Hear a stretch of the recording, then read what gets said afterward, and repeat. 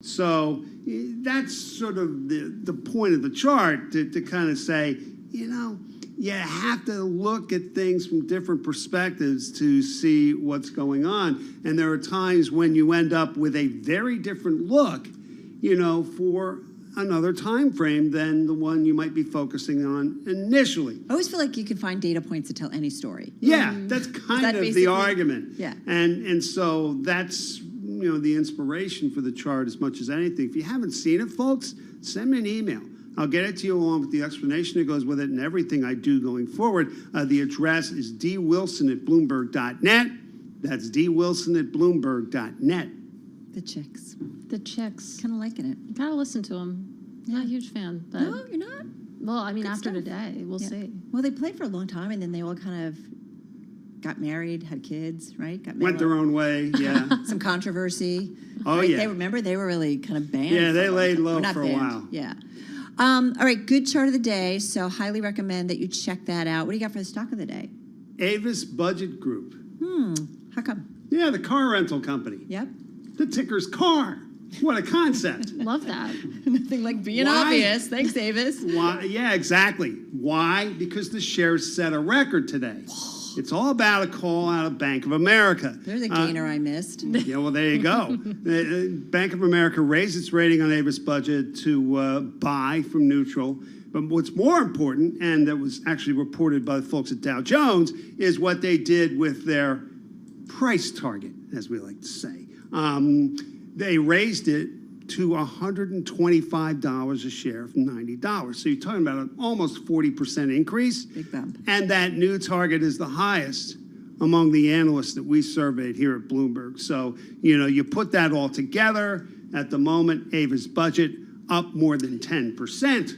Avis is a great Harvard Business School case study, right? Just the iterations of bought, sold, combinations, correct? And it's also been on a tear, almost 166% higher this year. Yeah, absolutely. It was actually up last year during the pandemic, probably as much as anything because of the travails at one of its biggest rivals, Hertz Global Holdings. So. Right, was Avis, which was the original meme? Was it Hertz? I can't remember. No, it was Hertz. It was Hertz last year, right? Yeah. Kind of the original meme stock. Yeah, one of the early ones, no question. All right, well, good stuff. Dave, stock of the day, you can find it just after 4:15 p.m. Wall Street time on Facebook, LinkedIn, and on Twitter at The One Dave. Just want you to know, Katie, I never got an easy song or an assist from Dave.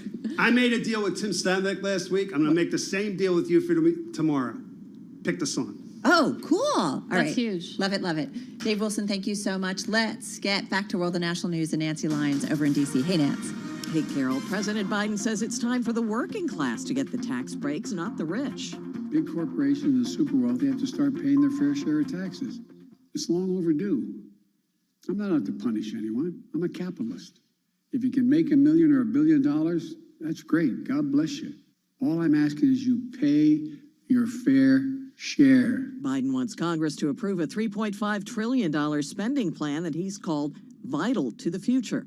House Minority Whip James Clyburn says lawmakers now have more of the specifics on that plan. Now we'll start looking at the programs, talking to the members, and seeing where the votes are. Clyburn tells Bloomberg the Democratic caucus is diverse, so it could take some time to bring everyone together.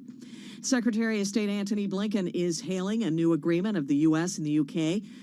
that they've entered into with Australia. The alliance between our countries quite simply has never been stronger, and it's never been more important. Blinken says the agreement will, in part, provide Australia with nuclear-powered submarines in an effort to compete with China in the Indo-Pacific. China says it'll destabilize the region. France is said to be infuriated the pact scrapped a French submarine deal.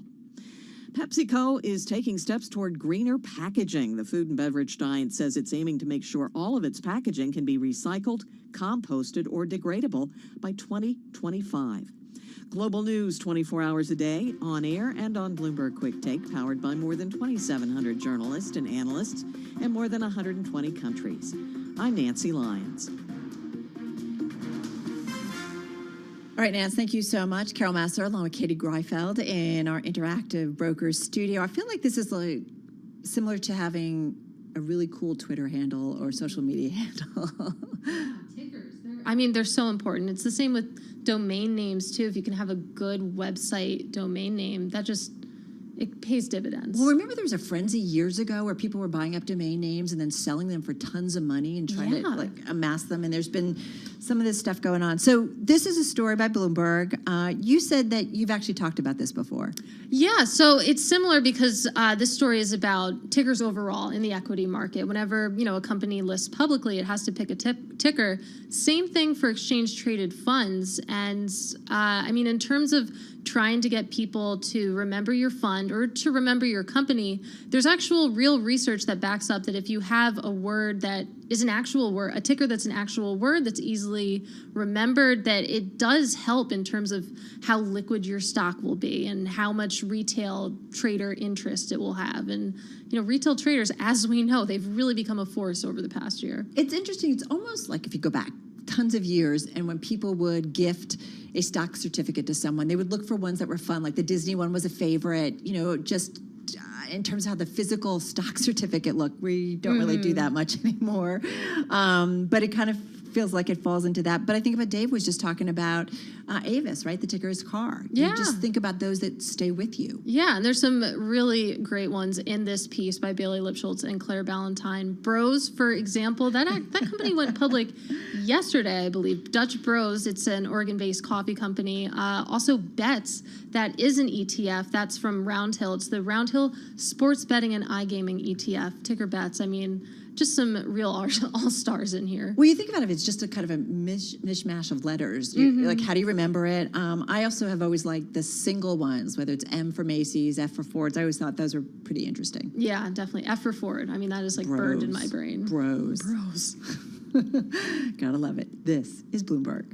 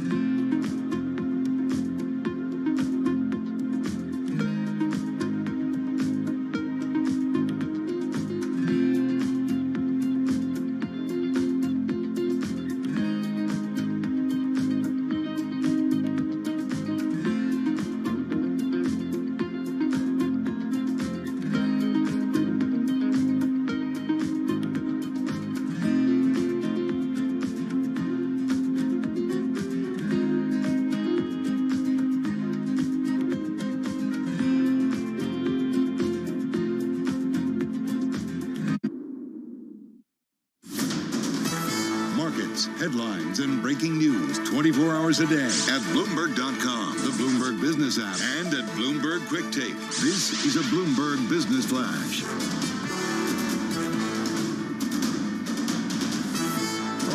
Bloomberg World Headquarters. I'm Charlie Pellet. Stocks are fluctuating. 13 minutes to go ahead of the closing bell. We have got the Dow Jones Industrial Average down now by 22 points, down by about 0.1%. S&P swinging between gains and losses. Right now lower by 3, down 0.1%. NASDAQ higher by 27 points. Looks like a gain today of just about 0.2%. The NASDAQ 100 index up 0.1. Russell 2000 also up by 0.1%. Dow Transport's up by 0.3%. Bottom line here, stocks have been swinging between gains and losses ahead of tomorrow's expiration of options and futures, a quarterly event that usually brings increased volume and volatility. Again, we've got the 10-year yield at 1.33%. Gold down $39 the ounce now, $17.54 for an ounce of the precious metal. That is a drop of 2.1%. West Texas Intermediate crude unchanged, $72.61 a barrel. Again, recapping equities trading mix, the Dow, the S&P lower, NASDAQ higher. I'm Charlie Pellet, and that is a Bloomberg Business Flash. It is indeed. All right, Charlie, thank you so much. It is 3:48 on Wall Street. This editorial was written by the Bloomberg editorial board. The Biden administration says it will judge the new regime in Afghanistan by its actions. It should apply the same standard to the Taliban's main backer, Pakistan. For nearly 2 decades, elements within the Pakistani military provided money, training, and support to the Taliban, even as Pakistan pocketed more than $33 billion in American aid. Now that U.S. forces have withdrawn, Washington should rethink this toxic relationship and stop granting Pakistan special treatment. Instead, it should focus resolutely on U.S. interests, namely limiting terrorism and nuclear proliferation. To be sure, the U.S. should continue to support Pakistani civil society, including by funding health, education, and climate initiatives. But it's past time to abandon the fiction that Pakistan is a major non-NATO ally. In the long run, both countries will benefit from a more honest, clear-eyed approach. This editorial was written by the Bloomberg editorial board. I'm David Shipley. For more Bloomberg opinion, please go to Bloomberg.com/opinion or OPI and go on the Bloomberg terminal. This has been Bloomberg Opinion. I'm driving in my car. I turn on the radio. Yeah, how about you let me drive? Oh, no. Who's gonna drive you home? Honey, please, I'll do the driving. Drive on. Excuse me, I want to drive. Just drive, baby. It's the question that drives us.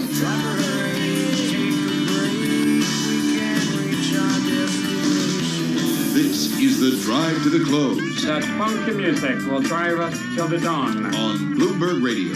Just about 10.5 minutes left in today's trading session. We are, as Charlie mentioned, well off our lows of the session. Slight gain, in fact, on the NASDAQ as we speak. Let's get to it. The drive to the close. Our guest today is Chris Dyer, Director of Global Equity over at Eaton Vance, with us on the phone in London. Chris, nice to have you here with Katie and myself. You look at the markets, you look at the trade today, September. Not a great month, although when you really look at the percentages, at least for the U.S. trade, we're just down by maybe a percentage point or so, especially when it comes to the large cap names. How do you see the market environment? And feel free to expand it in terms of the global environment. Sure, and thanks for having me. I think what we've seen in the market over the last couple of weeks is really emblematic of the broader challenge with the equity market. I think the equity market is becoming increasingly difficult to navigate from a pure top-down perspective, as it had been over the last several years. If you think back a few years ago, it was really growth and momentum was driving the market, and then earlier, late 2020 and then early 2021, the reopening trade really shifted rotation into cyclicals and value stocks, and that's played out now. And so I think the market is really trying to find a direction, and there's a lot of tug of war going on between factors that should drive the market potentially higher, but also some challenges and concerns that are facing the market. And so I think that the bottom line from our perspective is that you really need to focus on stock selection. There needs to be some good bottom-up stock-specific stories to drive returns, which is a great market environment for active managers. Well, let's talk about that, Chris. I mean, when it comes to individual stocks, what are you keeping an eye on? A mix of different companies, and again, I'll highlight some European names because Europe has been out of focus for U.S. investors for many years. And we are firm believers that the outperformance going forward in the coming years should be driven by Europe. It's time for a geographical rotation, and so a few of the names that I would highlight should be relatively familiar. Stellantis, that's the company that it's an auto manufacturer that was created through the merger of Fiat Chrysler and Peugeot. They came together earlier this year, and there's just a tremendous amount of synergies that are going to be delivered by the CEO, Carlos Tavares, who we have a lot of respect for, and he's got a great long-term track record. And this is a company that trades on a mid-single-digit price-to-earnings multiple, and so there's a real value aspect to this company. And there's a stock-specific story, a real improvement story to come through. And then on the other side of the equation, a company like Novo Nordisk, which is a Danish pharmaceuticals company. They're the global leader in what they do, which is they basically have leading diabetes drugs, which has unfortunately been a growing market across the globe. But now what's interesting and the next leg of growth for them in years to come is the release of a new obesity drug, which is called Wegovy. And if you just think about the market opportunity for an obesity drug, estimates are that in 2025 across the globe there could be 1 billion obese people. Let me just ask you, Chris, both of those names, if I look at the ADRs, I'm thinking of our audience that might be listening here in the U.S., it looks like both of those ADRs have been on a tear this year. Stellantis is up almost 41%. Novo Nordisk is up almost 47%. Still opportunity, though, you think, for upside momentum? That's right. And in each of those cases, there is something that we think will be a catalyst for further share price moves in the years to come. We are long-term investors, and these are companies that we believe, will continue to do well in years to come. They're very different, however, and that sort of goes back to what I said earlier. It's not going to be one top-down factor that's driving the market. So Stellantis is very much a value stock. Novo Nordisk is a growth pharmaceutical company. It trades on a much higher price-to-earnings multiple, but they have a new drug that we believe will catalyze growth for them in years to come, given the results that they're having and the efficacy of the drug. Just to jump in, though, you did say not one top-down factor impacting these names. Having said that, we've had one top-down, bottom-down, or bottom-up factor, and that's been COVID. How does that factor into your thinking? I understand the approach of bottoms-up analysis, but COVID is still out there. So does that play into any of your thinking about some of these names? I think that for many companies, there'll be disruption in the short term. If you think of a pharmaceutical company, not so much from that perspective. But within the auto space, we typically have avoided investing in OEMs. And if you look at the environment and the challenges that are facing the auto sector in terms of the shortage of semiconductor stocks really impacting the ability of the companies to meet demand, that is a short-term disruption. And part of that is related to COVID because of the availability of workers, particularly in semiconductor plants in Malaysia. So there will continue to be disruption in the short term. But, again, we believe that investors should really focus on companies with good long-term stories that are not going to be too dependent on just factor investing.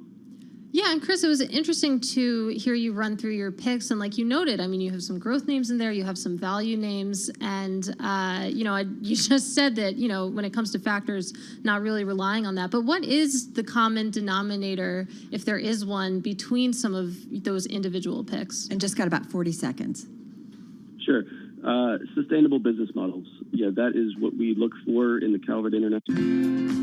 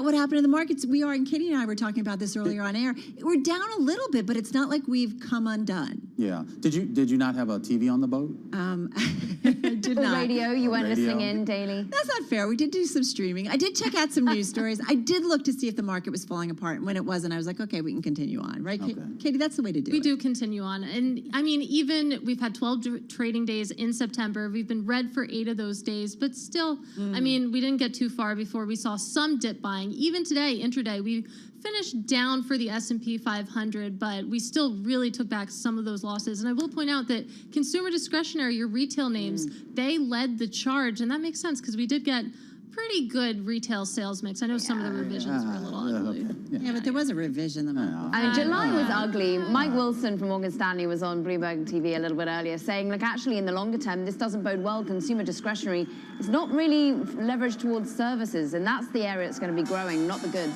Yeah, and when we talk about movers too, we should point out, I mean, yesterday when we had that rally, it was all energy and material stocks leading us higher. What's sort of dragging us down today are those same energy and materials names here. You're getting the closing bells in New York, people clapping, the numbers ticking, 67 points or 62 points right now, I should say, lower here on the Dow Jones Industrial Average. It's still ticking, but basically it's going to end the day down by about 0.2%. The S&P 500 looks like it's going to finish the day lower. It did poke into the green late in the session, but now down roughly about 0.1% or so, down 7 points. The NASDAQ composite holding on to its gains, up about 20 points or about 0.1%. And it looks like the Russell 2000 is going to squeak into the red down here, 2232 and change right now. It's only down about 1.5 points, less than 0.1%. Yeah, just down a little bit. If you look at the S&P 500, 312 names in the index lower today, 191 higher, 2 unchanged. If there's a market theme, guys, I have to scratch my head for one. Maybe it's uncertainty, and maybe you saw that play out ultimately in the trade today, going down and then bouncing off those lows, Taylor. Yeah, you know, Carol, welcome back. We certainly take a look, as we always do, on some of our sectors, winners and sector losers. You really bring out the push-pull that we continue to see this day in the market, this week in the market. One thing is very clear, though, for the gainers, it is all about the retailing index. You're up about 0.7%. It's Gap, it's Tapestry, right? It's back to school. It's anything really that was involved in some of the retail big numbers that we got this morning. We'll migrate down to the bottom because, Romaine, as you were mentioning, it really was the utilities, energy, materials. Those cater off anywhere from 0.7% to more than 1%, really highlighting, Carol, some of the losers that yesterday, when we talked about the whipsaw on this market, had been gaining. Yeah, well, you know, you talked about retailers, and I'm glad you mentioned that, Taylor, because that is certainly one of my gainers here. And our producer, Faith Isbell, reminding me, I had my vacation brain on today, because I'm like, I don't know why Lulu's higher. Of course, it's the retail data. I guess you could assume that because... Lulu has been higher for a while. It's more than just retail. It's tights. Tights are killer. You missed it, Carol, while you were gone. Did you guys wear tights on air? No, well, luckily we didn't go that close. far. Darn, I missed. Thankfully, It is. You're right, though. It's up about 50%, Lulu, from March 4th. We are a business network. Let's keep it clean. But nonetheless, Lulu, one of the gainers in today's session, up about 1.8%. Want to mention United Rentals, a Baird analyst coming out and saying that following UK rental companies Ashtead Group's strong rental rates in the first quarter, it's incrementally positive for United Rentals and a few other companies. So United Rentals kind of being practical here with that one, up 1.3%. And then I feel like this is more an Entertainment Tonight story or Page 6 story. What happened in News Corp? News Corp. Controversial British journalist Piers Morgan said he's gone home, announcing he signed a series of agreements with Rupert Murdoch's broadcast and publishing empire. Controversial. Huh? Well, he was a little bit, if you remember Prince Harry and Meghan Markle. Yeah, I'm being facetious. Yeah, I know you are. Nonetheless, that stock, this was top in the S&P 500 up 2.4%. So look for him on Fox Properties, everybody. Well, from the top stock in the S&P 500 to the worst performer, that is Freeport-McMoRan. And it was a tough day for energy stocks overall, particularly for Freeport-McMoRan. It closed about 6.7% lower. And it's interesting because actually, if you look at crude oil, it came back. It was down as much as 1.5%. Now about flat, but still tough day for the energy stocks. Also, wind resorts and casino stocks overall, the pain just keeps coming. Of course, we're all familiar with the story. Macau cracking down on foreign operators. Wind resorts has really borne the brunt of that. It fell another 2.4% today. It's actually on track for its worst week since June 2020. So just keeps coming. And finally, electronic arts. I was a little bit worried this would turn positive. It did not, though. It closed about 0.8% lower. And that's because it's delayed the release of one of its games, Battlefield. You're bummed about that, aren't you? I wish I could relate. Battlefield 2042. It's amazing that it's impacting the stock's price. So it now won't hit the shelves until November 19th, which is better than the worst case November scenario. 19th. I know. In 2042 or 2022? 2021, you're going to have to wait about 2 months to get your hands on this one. The worst case scenario was 2022, though. Some analysts or news outlets had been reporting that, but still, it's a delay, and the stock is down. Not our news outlet. We're always right. That's true. Yeah. Meanwhile, I mean, you talk about Freeport McMoran. Let's talk about commodities more generally, Katie, because we are seeing, you said it's been a rough day, iron ore off by 4.6%, steel off by 1.8%, natural gas, wild moves going over in Europe, because actually we're hearing that factories are just shutting down entirely because the cost of gas has got so expensive. Energy costs just crunching. We're seeing Asian buyers coming in and panic buying on the fact that we've got this energy crunch over in Europe. So natural gas actually in the US coming off by 3%, 5.29 is where we finished up. Meanwhile, I move from the commodities picture into what that means of the FX market. And of course, commodities fall as the dollar rises quite often, and the dollar is doing exactly that. The dollar index up 0.4%. Many saying, look, that's down to the retail numbers. The healthy number that we saw in August means maybe the Federal Reserve could push forward with tapering. We'll hear, of course, all-important Fed meeting next Wednesday. The euro, therefore, off by 0.4% against the dollar. And actually, the Swiss franc down by 0.8%. So there wasn't this search for a safety, for a haven. And you saw that in bonds, Taylor, too. You did indeed. It is price lower, yield higher. Now, certainly enough moves that catch my attention. You're up 4 basis points to 84, 134, and a 188. So we're trying to get back to some of those key levels of, to a 135 and a 190 on the 10s and 30s. But I think Mira Pandit over at JP Morgan said it really well. That despite all of these intraday moves, it really has been a range-bound market, in part because of the heavy hand that the Fed has had in these markets. Though, Carol, you could argue that maybe some of the economic data has showing us that, well, maybe higher growth and higher inflation is ahead of us. Maybe the bond markets are pricing that in, given that retail sales, you could argue, were a little bit better than expected. I hope there's a little bit more inflation coming, right? That means the economy's getting back to normal after this crisis. And you want a little bit more inflation? Just a little. You haven't had enough? More than the 5% that we're getting? Wow. You want gas back to $100 a barrel, Carol. All right, the other thing I will say, you guys are tough, man. The other thing is, though, we need the data points to settle a little bit, right? We've had so much stimulus going after this economy. I don't really think we yet know, and I think a lot of economists would argue that we don't yet know what the true inflation rate is, and maybe that is why the Fed continues to be kind of on hold a little bit. There's an argument, though, to be made, and I think Mira Pandit, who we had on the close prior to the simulcast here over at JP Morgan Asset Management, she brought up this point here that it still shouldn't change, I guess, the trajectory of what the Fed does. That the Fed has basically made it clear that it is going to start that taper here, and that it has enough evidence to support that idea, even if your point that you're making, Carol, does turn out to be true, that maybe we don't have the greatest read on it, but the Fed at least feels confident enough that it knows enough to start moving. I mean, if you want to see inflationary pressures, which apparently Carol's really keen on, I mean, look at what's happening in the commodities spectrum, because, I mean, I don't know what you're probably just on the open seas with wind in your sails, but maybe at some point you used a little bit of gas in the engine. And notably, we had an all-important CEO on earlier with Alex Steele, of course, Mike Worth over at Chevron, talking about this energy crunch, the supply chain issues, really feeding into that. I mean, Europe, it's extraordinary. Take a listen. Reliability matters and affordability matters. And so if costs go up, consumers don't like that. And if reliability goes down, it creates real problems. And so it's one of the reasons that we have to be very thoughtful about changing the mix. And I think what we're seeing in Europe right now is wind and solar are great, but if the sun's not shining or the wind's not blowing, people still need electricity. I mean, gas prices tumbled about 11–12% over in Europe today because of this worry that everyone's just turning off their engines, they're switching off their factories. Well, Katie and I were talking earlier about how much of this is supply-driven versus demand-driven. And again, you have major oil, the interview that Alex did was incredible. And you do watch those major oils who aren't investing in future production right now because that's not what shareholders reward them for, right? They want dividends. They want, fast money, essentially, from these big companies. So, again, the supply disruptions, once again, I think distort so much out there.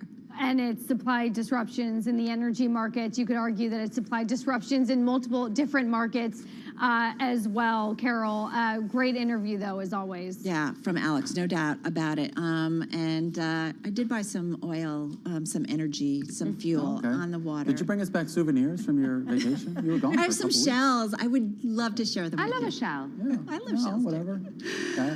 Is that a commodity? A bottle of wine, something. All right, I'll work on the wine there.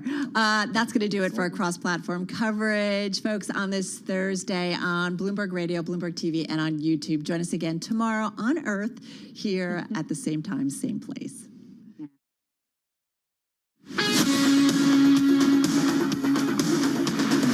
You're listening to Bloomberg Business Week with Carol Massar and Bloomberg Quick Takes Tim Stenovic on Bloomberg Radio. All right, let's get to it. The market's closed, but lots going on when it comes to world and national news. Over to Nancy Lyons in D.C. Hey, Nance. Hey, Carol. Advisors to the Food and Drug Administration will be meeting tomorrow to consider whether to recommend a third shot, a booster, of the Pfizer vaccine for Americans older than 15. FDA scientists have said the vaccines continue to be highly effective against severe symptoms, but Pfizer says boosters are needed due to observational studies that show waning protection. Well, one state, Idaho, is seeing a surge in cases and hospitalizations, and it's leading to healthcare rationing.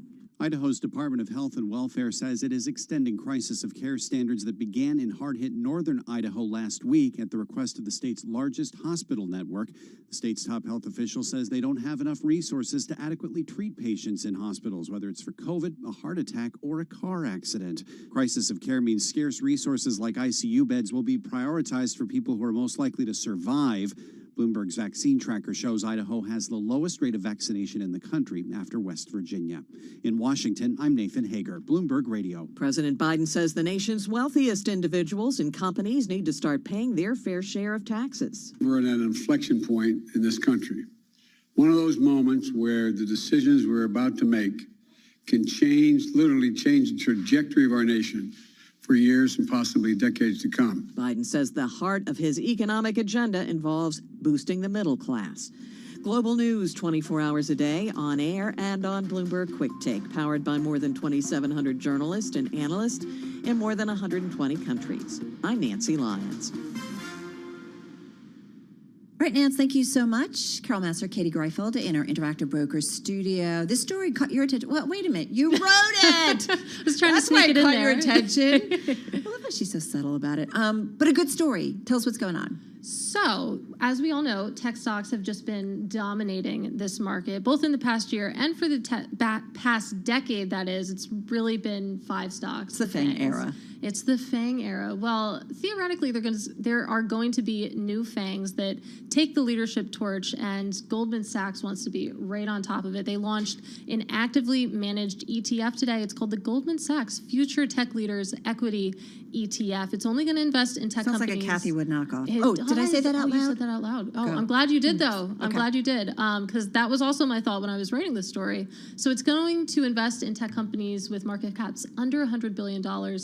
And what really is interesting is that Goldman itself, the bank, it tends to invest in the fund alongside its clients. All right. Well, and we know Goldman is often looking for right? They do venture investments.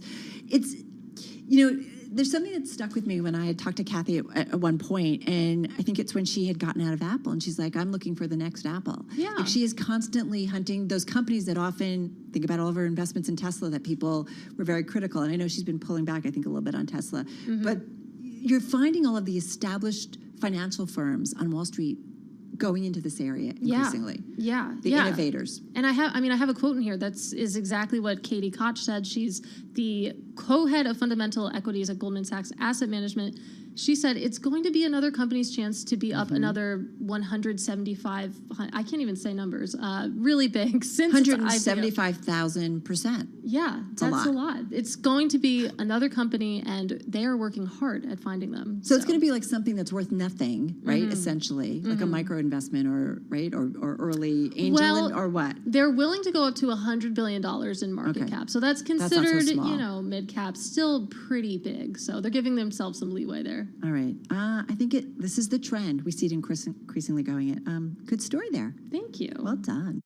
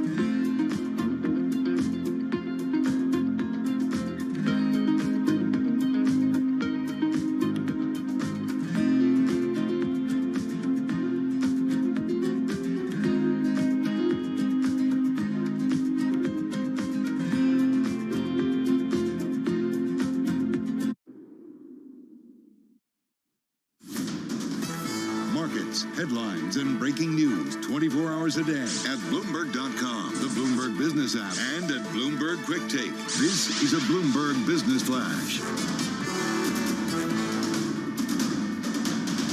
From Bloomberg World Headquarters, I'm Charlie Pellaty. September swoon resumes. Stocks moved lower today. Turned out to be a mixed Thursday. The Dow, the S&P both lower. We had NASDAQ higher.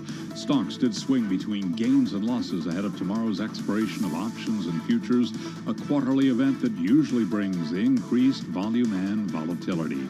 The materials and energy sectors led the S&P 500 index lower. S&P down today by 6 points, down 0.2%. The Dow down 63, also down 0.2%. NASDAQ up 20, a gain of 0.1%. 10-year yield 1.33%. Spot gold down $40 the ounce to $17.54, a drop today of 2.2%. West Texas Intermediate crude 72.61 a barrel. Again, recapping stocks mixed. S&P down 6, down 0.2%. I'm Charlie Pellet. That is a Bloomberg Business Flash. It is indeed. All right, Charlie, thank you so much. So this story is among our most read on the Bloomberg today. It's about the hottest tax break for richest Americans. And Katie, we talked about this a little bit with Joel Weber earlier when we were talking about the cover story of Business Week magazine, talking about Peter Thiel and his use of 401ks. Yeah, and apparently he's Or IRAs. not the only one putting a lot of money in his IRA. Yeah, exactly. So let's get to it and what's going on with this, because as I said, it's among the most read. Bloomberg News personal finance editor Ben Steverman, he's with us right here in our Interactive Brokers studio. So we talked about it a little bit. Remind us what's going on here. So Peter Thiel is the maybe extreme example of what Democrats in Washington are starting to get concerned about. And Peter Thiel has apparently, according to ProPublica, they looked at some confidential tax filings that we don't have access to, but they say that Peter Thiel has $5 billion in a Roth IRA. And I'm sure your listeners know what a Roth IRA is, but just to quickly recap, that's after-tax dollars you put in these accounts, and then for the rest of your life, that money grows tax-free, and you can pull it out tax-free. So basically, it's this pot of money that will never be taxed, and if it's inherited by your heirs, they have 10 years that they get to enjoy it as well. So this is the ultimate tool to escape taxes is a Roth IRA. That's why it's supposed to be very hard to get your money in a Roth IRA, or at least it was when they first started. And still, you can only put $5,000 a year officially in a Roth IRA. So help me out with some basic math here. How do you get to billions of dollars if you can only put in that little amount? Well, so Democrats are saying they're going to put this cap on it, and they're reacting to the Thiel example. But the Thiel example is a weird one, because the way that he did it is not the way that other people are doing it. The way that he did it is he took private shares of PayPal very early in its life, and were they the correct value? I'm not going to say they were. I'm not going to say they weren't. He only put less than $2,000 in PayPal shares. Within a year, they were worth almost $4 million. So somehow he put these private shares in, and then the value just popped, and then he moved that money later into Facebook and then into Palantir, and then the amounts just snowballed. And we think the majority of his wealth is in this Roth IRA. The way that other people are doing it, the rules have been relaxed. And so there are lots of other ways that if you are even like a, well-off doctor, lawyer, business owner, to get hundreds of thousands of dollars in a traditional IRA account. And traditional is pre-tax dollars, so you can lower your tax bill now, and then you get tax-deferred growth, and eventually you have to take it out. But it's a good way to grow your money over time. Then you can convert that to a Roth. The problem is you have to pay taxes at that moment when you convert it. Right. But then that money, once it's in that Roth, like say you then invest that in a startup, that can grow. So there's all these games that people have learned to play, and Congress is kind of saying maybe not anymore. They might start restricting Roth conversions from traditional to Roth, maybe not for several years, but they're thinking about that, and then they're thinking about this cap on the size. And so, Ben, in terms of the Democrats trying to maybe put an end to it, maybe put a cap on just what we've seen, this ballooning in IRAs, how likely is that to work? Where are we in that process? So the House just put forth, the House Ways and Means Committee just put forth some tax legislation, and it is in that provision on the Senate side of things, Ron Wyden also, he's the chair of the Senate Finance Committee. He says he's looking at this as well. I really think both of these bodies are really reacting to the Thiel thing. I mean, that is when the Peter Thiel story came out. That is, it's one of these things. These tax policy issues, they're so complicated, and it's so hard to explain to people. But if you have a poster boy, if you have somebody that you can say this is egregious and outrageous, then people react. Yeah, well, because it was kind of set up to help out the middle class, right? And you're like, well, Peter, and then Peter Thiel, obviously not middle class. Yeah, and there's a broader issue here, which is that the people who take most advantage of our retirement system are, well, people like us, actually, sitting here, upper middle class professionals. We're getting a pretty good value out of these 401ks and our IRAs. The middle class people who have trouble saving, like working class people, their balances really haven't gone up at the same rate as the top 10% or so. So there's this gap widening between a group of people who really know how to game the system, use these tools, including 401ks and cash balance pensions and all sorts of things like this, and then other people who really aren't saving at all. So there's actually also some provisions in this bill that would require all employers to sign up their employees for 401ks plans. Very simple plans, but there's some incentives in there to get those folks saving. Yeah, Ben, I wanted to ask more about the middle class, normal people who don't have billions of dollars in their IRAs. This plan, I mean, what would change for them theoretically?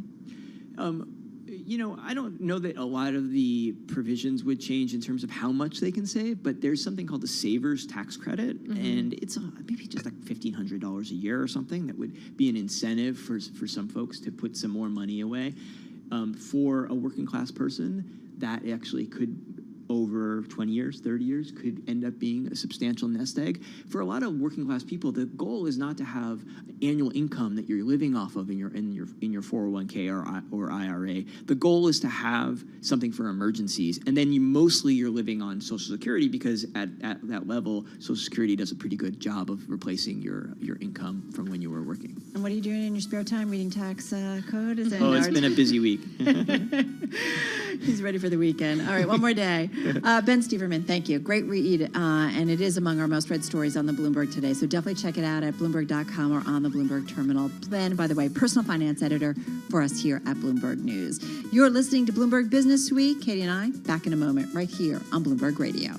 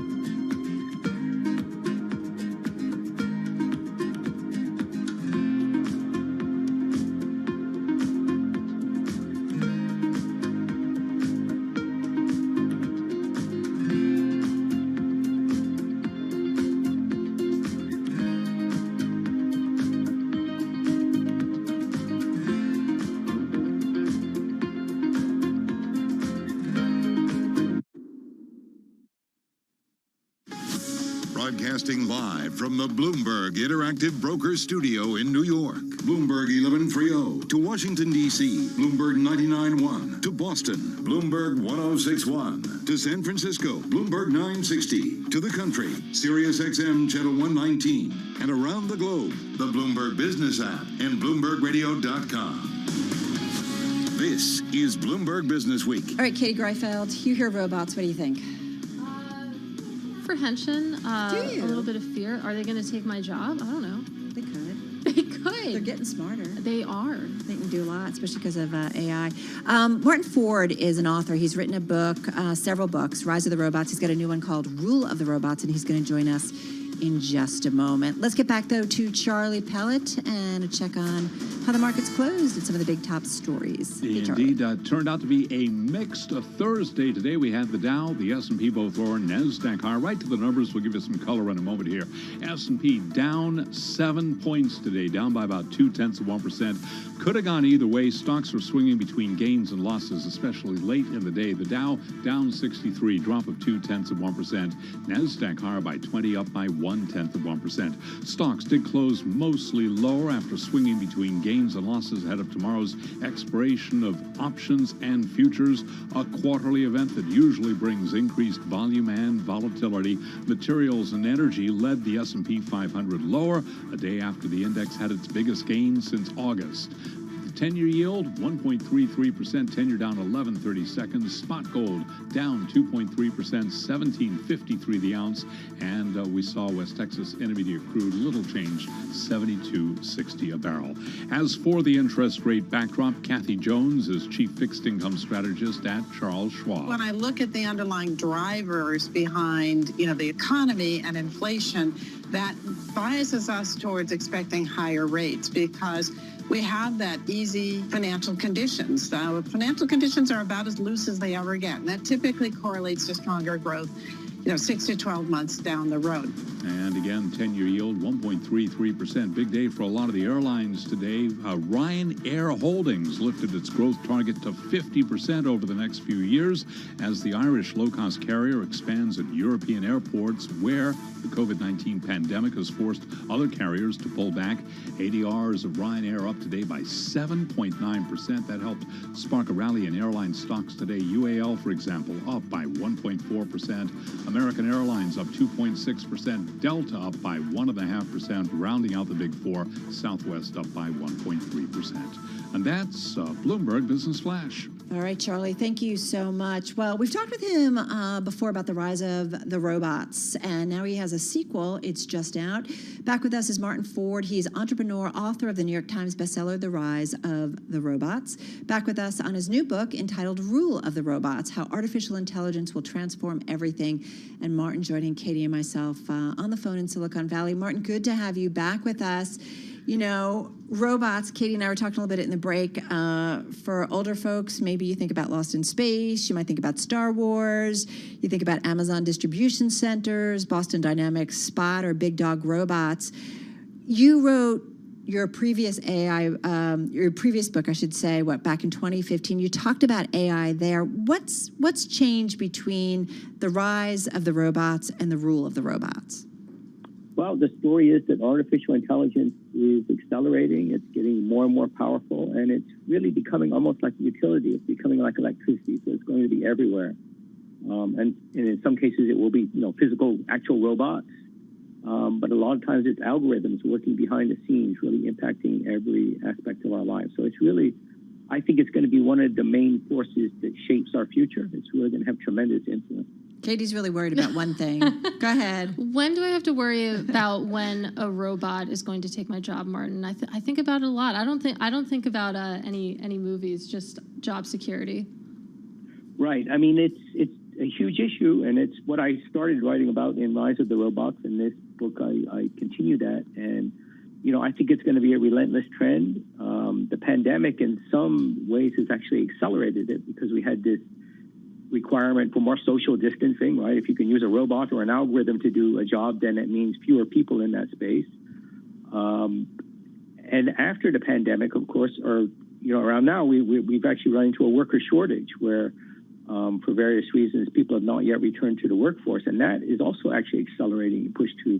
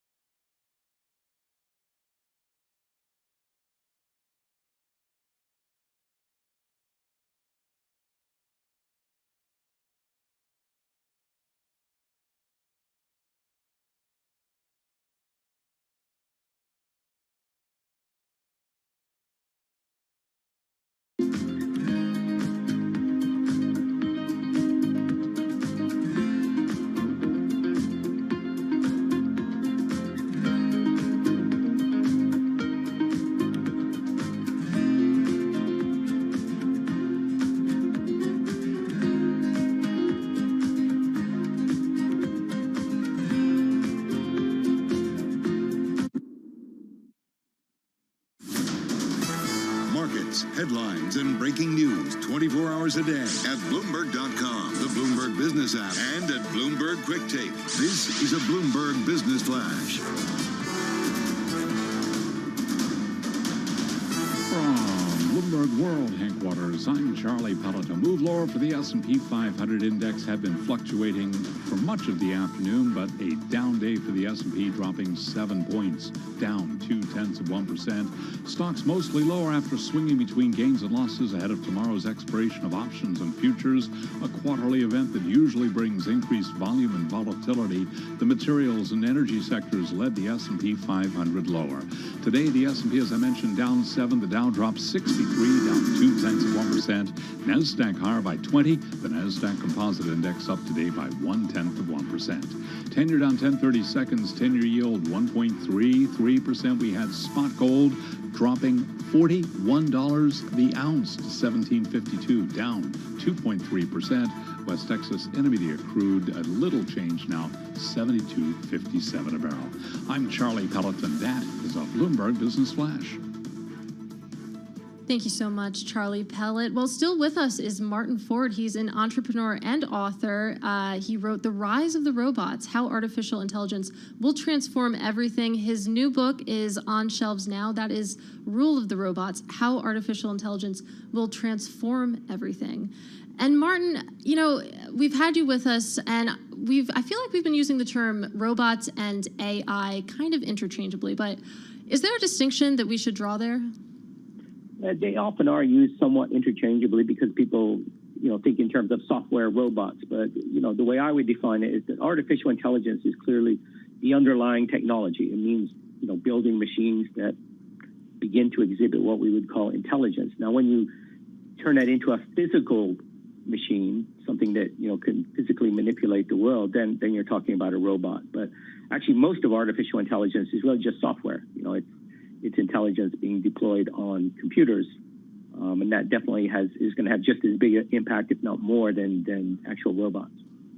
Well, what's interesting is Katie's got a story that's actually on the Bloomberg terminal. It's among our most read, and it's talking about, Martin, it's talking about Goldman Sachs specifically, how they are looking for the next future tech leaders, basically the next batch of FANG stocks. So the disruptors, the innovators. In your book, you talk to a lot of them when it comes to AI. For our audience, I'm always thinking about the next trends. Who are the Apples? Who are the Googles? Who are the Facebooks of tomorrow? Tell us about some of the people you spoke with, some of the companies that really stood out for you.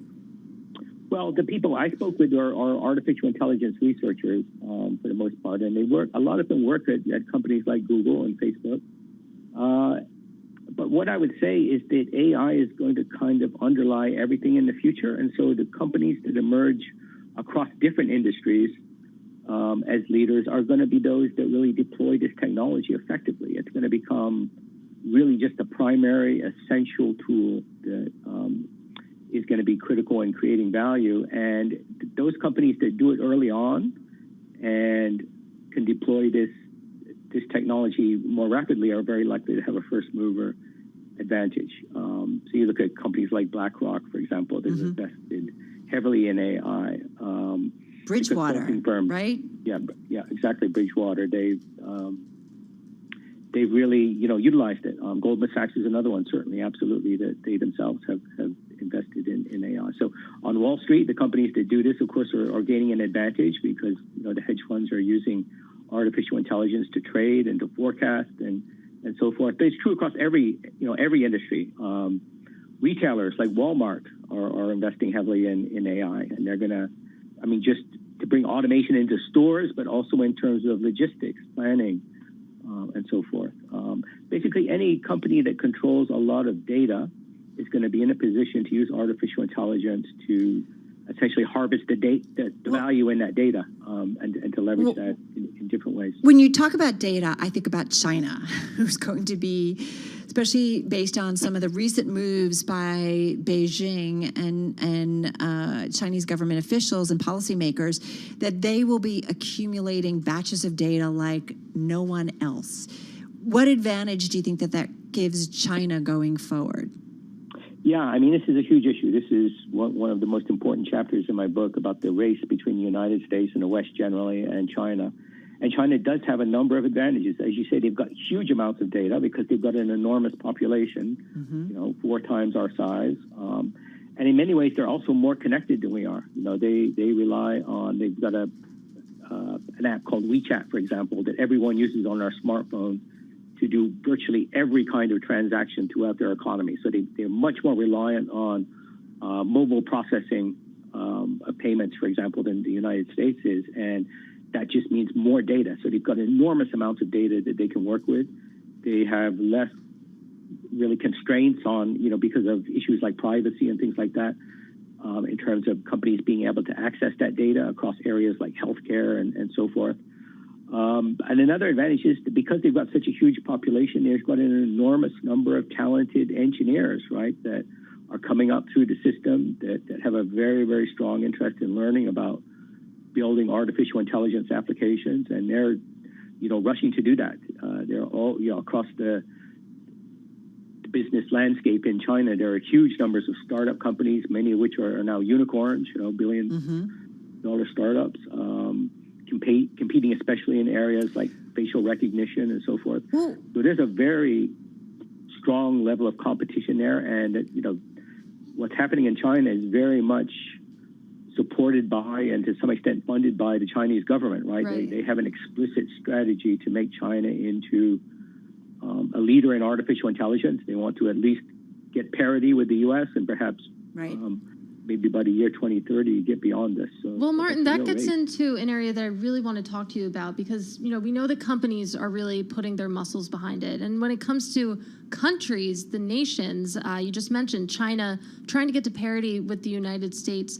Where does the rest of the world fit in? Well, many other countries are also got important initiatives. Israel is very strong in artificial intelligence, as is Russia, of course, and you see more evidence of it in Europe. It is the nature of the technology that it doesn't matter that much who creates it, who develops it. It's going to be everywhere. So artificial intelligence is going to be deployed everywhere in every country. So it's going to revolutionize pretty much every economy, I would say. Well, what's interesting too, though, right? There's tremendous upside to some of that, but we talked about some of the dislocations potentially for many in the workforce. I also think about things like military and defense. Increasingly, that is already automated, and it's whether you're using drones, it's more like a video game. It's not hand-to-hand combat, although we know that there's still a lot of that goes on, unfortunately. But I do wonder, is that a downside? That increasingly, if it's AI used for weapons, and just got about 30 seconds here, I mean, that's one of the downsides potentially. Yeah, that's one of the scariest scenarios is that you could have truly automated weapons that can attack people, kill people, without anyone specifically authorizing that, right? Yeah. And then the really scary thing is, what if weapons like that fall into the hands of terrorists, outside of legitimate military control? Well, Martin, that's truly scary. It's so good to check in with you. It was when we talked about Rise of the Robots, and so great to catch up on your new book. Martin Ford, check out his new book. It's called Rule of the Robots, How Artificial Intelligence Will Transform Everything. In the meantime, coming up in just a few minutes, Sound On with Joe Matthew. Joe Matthew, the president, making some comments today. That's right. Well, so are you. I haven't heard this voice in like a month. I can't. Welcome I'm back. alive. My God, we missed you. I pictured you on a yacht somewhere. I thought she's never coming back. I thought about it. Yeah, well, I bet you did. We're going to start with exactly what the president was talking about today, and we're going to have that conversation with Heather Boushey, one of his nearest economic advisors in the White House, coming up next on Sound On. Well, looking forward to it as always. Good to hear your dulcet tones as well. Sound On with Joe Matthew. Check it out at 5 p.m. Katie Greifeld, you ready to put a fork in it? I think it's about that time. Call it done. It was great hanging out with you. Thanks for having me. You are welcome back anytime. Oh, please. Come join us more and check out her story at Bloomberg.com. For Katie Greifeld, I'm Carol Masser. This is Bloomberg.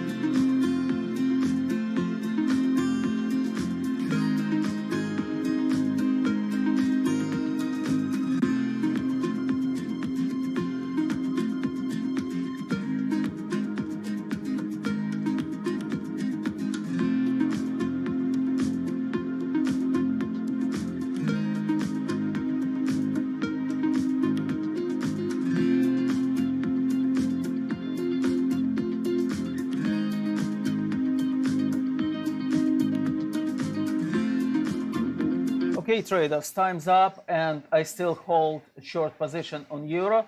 I will hold stop at 117.63 until tomorrow overnight. Okay, so if it will move lower, I will fill this position with profit. Okay, so anything can happen. It was quite a drop today. So if anything will happen, I will execute this position and I will re-enter tomorrow. For you guys, you have to do the same if you want to close position in profit. If not, you have to remove your stop. But I advise you to place an order to sell at this level. Have a great evening, and I'll speak to you tomorrow. I'll see you tomorrow as always at 8 o'clock. Oops, as you can see, position closed right now. That's it. We have 500 pounds in profit. Okay, guys? Great. I'll see you tomorrow at 8 o'clock UK time. Stay safe. Have a great evening.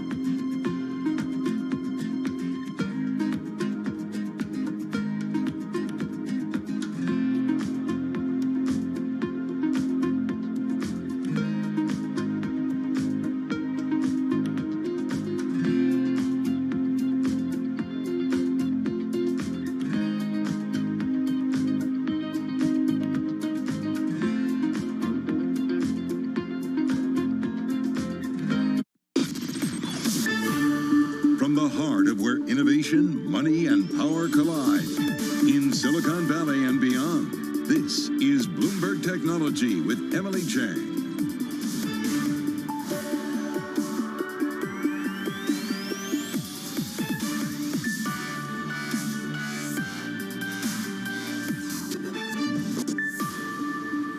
In San Francisco, and this is Bloomberg Technology. Coming up in the next hour, more Bitcoin, please. It's the MicroStrategy way. We asked Michael Saylor why he's doubling down on the cryptocurrency yet again, plus what he has to say about the ongoing battle between Coinbase and the SEC. And SpaceX makes history, launching 4 civilians on a 3-day orbital excursion that could usher in a new era in human spaceflight. We'll ask a former astronaut how the crew will spend the next few days on the rocket. And much more than TikTok and podcasts, we'll talk investing and building the next generation, how venture capital firm Lara Hippo is taking investing with Gen Z to the next level. All that in a moment, but first let's get a look at the markets with Bloomberg's Kriti Gupta. Kriti, the September swoon resumes. Absolutely, Emily. What's interesting here is that we actually ended the day much higher than we were for the majority of the session. We were down 0.8% on the S&P 500, ending 0.2%, even hitting positive territory at some point. So really a story of buy the dip if you look at the intraday charts. But what did they buy? They bought tech, and not just any tech. They bought biotech, they bought semiconductors, and that's really what pushed the NASDAQ 100 into the green. Flat, ending up pretty much flat, but still much higher than the S&P 500. A lot of that had to do with semiconductors, which of course ended up 0.2%. I really want to highlight those electric vehicles, though, because yesterday, Emily, I came onto the show and said, well, electric vehicles are doing really well. They're outperforming. But today, pairing some of those gains, I want to go to retail sales, though, because that's going to be a really big story. Really looking at those terminal sales, we did have August sales coming in at 0.7%. That's compared to an estimate decline of minus 0.7%. So that idea that retail sales are down, well, not so true today. And you can really see the role, I should say, that tech really plays. That's that white line, non-store sales, essentially e-commerce that's contributing to retail sales. Blue is the retail sales line in particular, basically people going to department stores. You can see white has overtaken the blue. Essentially, e-commerce has overtaken walking into stores. Let's go to the next chart here, because I want to show you some of the other pieces of tech in particular. And a lot has to do with big tech in the U.S. versus big tech with China. That divergence continues. That dip continues. Something to watch in the days ahead, Emily. All right, Kriti, thanks so much.